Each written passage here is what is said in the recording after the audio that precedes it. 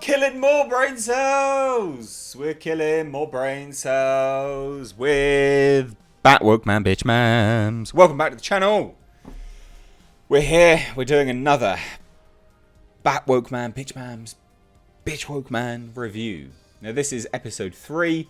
A lot of people have been asking me, why am I still doing this? Because it is hilarious. The show itself is bad, with genuine laugh out loud moments because it is terrible. So I've actually really been enjoying reviewing this just from a comedic standpoint. If these are not for you, definitely just click off the video. I am just going to be tearing it apart because it is intended as comedy. This show does not get better, and it's hilarious. I wanted to jump back to some of the comments made about the pilot. A lot of people were like, oh, you know, it's bad and blah, blah, blah. It's here and there, blah, blah, blah. But also, I could see how it's going to get better. No, it doesn't get better. It doesn't get better at all. This episode, Down, Down, Down, is the worst. Is literally the worst thus far. It is atrociously bad. Now, I praised Rachel Skarsten in my first episode review of this stuff. She's terrible now. She's real bad. They're all just bad. This show, just shove it up your ass. It's a terrible show. Really, really bad. And I really liked looking at like the plot holes. Just the world building plot holes in this show. Bearing in mind, we're going to get on to how Batwoman has literally raped a Batman storyline. Hush. Literally just destroyed it, pulled the pants down, gave it a good old sodomizing, never even pulled them back up. Not even a courtesy. Not even that courtesy. I bet they didn't even give it a courtesy lick before ploughing in there.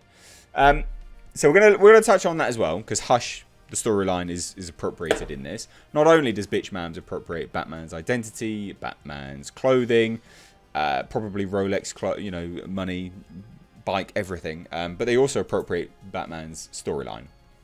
Awful idea. We open in this with one of the funniest world building plot holes I've seen for a while. Now you might look at this and you might go, "What are you talking about, Mr. H? It just looks like a woman in bed." Well, you'd be right. But this woman, Alice, is supposed to be Batwoman's version of the Joker, I guess you could say. What the fuck is she doing sitting in bed? Bearing in mind, look how plush this bed is. Look at that headboard. That is a plush headboard. That is a nice looking bed. That's the stuff that you'd see down at a Hilton. Probably even like some old traditional luxury hotel. And she's even got Jimmy Jams on. What? This is not something that you show.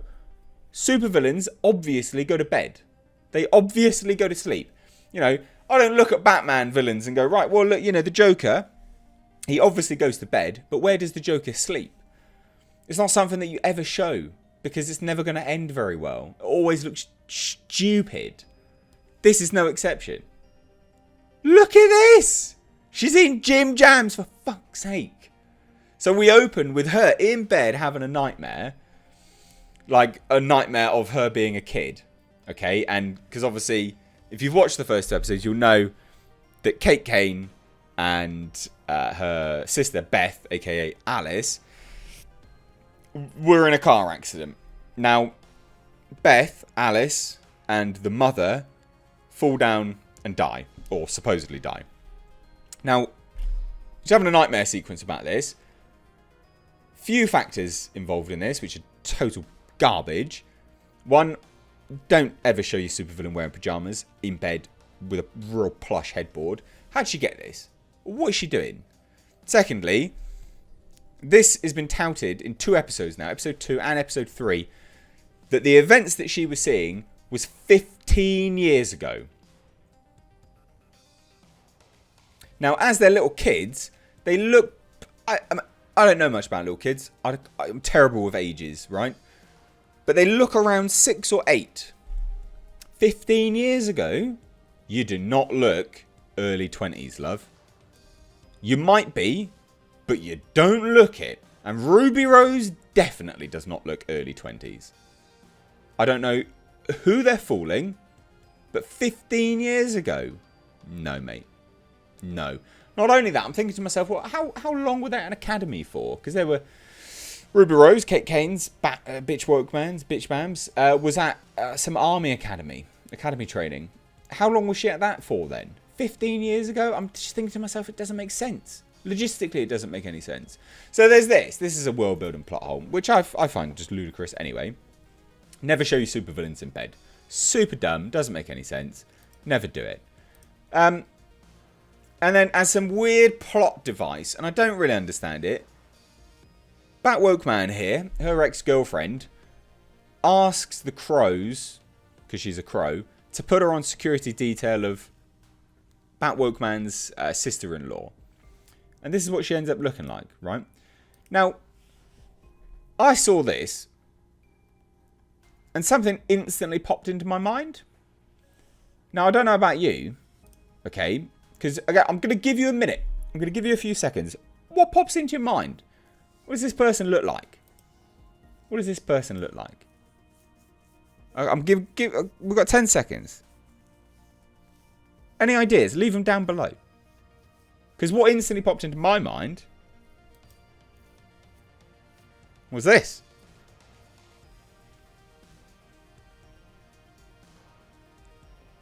I don't know why, but I burst into laughter. This is all I could picture. You lose all legitimate. I just couldn't stop. And this is all I could think of. Terrible. Terrible. Cue everyone going, oh, you're racist. Fuck off. So there was that. And then this, honestly, this show just gets worse and worse. So Alice, remember, plush old sleeping Alice, sleeping in her lovely bed, manages to break into the head of her father, the head of the Crow's apartment. How did you manage that? Why? How? Doesn't make any sense. How can you do that? You're not exactly showing the Crows as this epic threat, are you? Not at all. Not at all.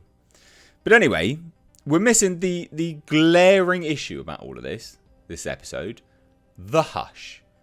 The Hush. Right, Hush is a highly acclaimed Batman story. It is an acclaimed Batman story. People love Hush. Right? They absolutely love it. But Ruby Rose only gone and fucked it, didn't she? So Thomas Elliot is literally in this. The whole backstory of Thomas Elliot, Hush, is all in this. And not only... so they basically set up the Hush storyline, but it's not going to be Hush. Because obviously, was Thomas Elliot going to get a sex change and then dress up as bitch mams here? No, of course he's not. So it's set up because Ruby Rose walks into Wayne's office, Bruce Wayne's office, and Thomas Elliot is sat there. Now, we start to get a feel for the rivalry between the two. He's saying, yeah, I bought this big building right next to Wayne Tower. It's 5 stories tall, you know, by comparison to Wayne Tower. I'm amazing. And then after that, she gets a phone call. Someone's broke into Bruce Wayne's R&D. Now, you might go, okay, fine. Interesting story point. Now, I don't know about you, but I don't look at Bruce Wayne and go, okay, Batman is so stupid. He is going to develop a weapon. Bear in mind, he's the only one that knows how to pierce the Bat costume. He's going to develop a weapon capable of doing that. That is not something that I think Batman would do. Is it? Is it? Am I wrong? I don't think he would. He's the only one that knows full well what is capable of piercing the Batman costume, and he develops a weapon against himself. Why would you do that, Bruce Wayne? So guess what? Thomas Elliot steals that gun, and that's what Ruby Rose gets the phone call for. There was a break-in in the R&D department. Thomas Elliot has stolen the only gun capable of piercing the Bat costume. Funnily enough, the only gun capable of piercing the Batman costume, Batman created. Like it's painful. Like my head hurts. I'm so tired. I need to go to bed. After watching one of these episodes, it is so draining. Because it's just so dumb. And anyway, not a whole lot happens after that. It is literally just that. A setup of Hush, but not. Alice sleeps in a lap of luxury, breaks in, kills some people. And that's it. It all goes around doing nothing. The only reason, this is the episode where she dons the red wig, by the way. And do you know why she dons the red wig? Because of Thomas Elliot. It literally is all about Thomas Elliot at Hush. Because she wants the... Obviously, Thomas Elliot wants Batman. He's not going to get Batman because Batman's gone, remember? Batman abandoned the city. So she dresses up like this and goes and confronts him. It's just so dumb. Not to mention, oh my god! Not to mention... When I think of Batman's costume, I think of it's going to be armoured all over. Well, apparently not on his fingers. Apparently not on his fingers. In one moment, Batwoman is holding on to something for dear life with her hands. Thomas Elliot walks over, puts his foot on her hand, and she's like, oh, I'm going to fall. Brr. Batman's armour doesn't extend to his fingers. Fuck this show. Fuck this show up the arse. It's so bad. Anyway, I'd love to hear your thoughts. This is episode 3. I'm pretty sure... Episode 5 was out this weekend. This is terrible. They just appropriate the storyline. It's awful. I hate it. Kill me. But anyway, if you like this review, please do hit subscribe. Please do give this video a like and a share. And if you want to support the channel further, then consider supporting with Teespring underneath every single video. There's some really cool designs there, so please do go and check them out. Don't take my word for it. As well as my Patreon link down below. Anyway, guys, thank you so much for watching. I've been Mr. H. Take care.